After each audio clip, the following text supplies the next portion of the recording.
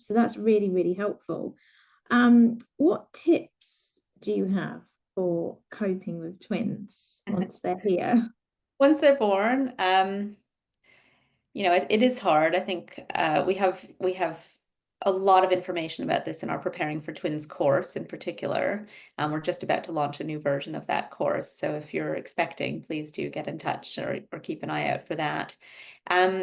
It really depends on the situation, but I think understanding what kit you really need, as opposed to what you see on Instagram or what your sister has. Or I think a lot of our families, they have this picture in their mind of the perfect nursery, with all the perfect decorations. And then they find they've got to squish two cots in and they need two changing setups and they need a big chair for feeding and all of these things. And suddenly it doesn't look so aesthetic. And I think we have a list of kind of essential kit. So that's a really helpful list to check out. And it really does help our family save money because, of course, you're looking at double nappies, double clothes, double buggies, double car seats, double cots, double everything. Our families on average take over a 20,000 pound hit in the first year compared to a family that has two babies in succession.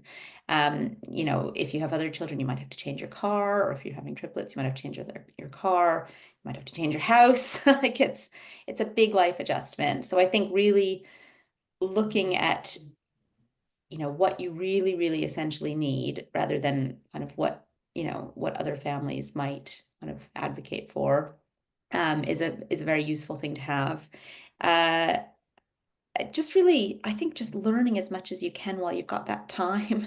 Because for me, for example, um, I had mine and I feel like I'd just kind of gotten the hang of, getting them to sleep and feeding them and all of these different things. And then around kind of 4 months, the GP said, "Oh, are you thinking about switching to solids soon?" And I thought, "Oh my goodness, like, no, Fingers what? crossed. I've just got this part down and I've got to do that." So I wish I had gone back and kind of learned about the first year a bit more, as opposed to the first 6 weeks or the first 8 weeks.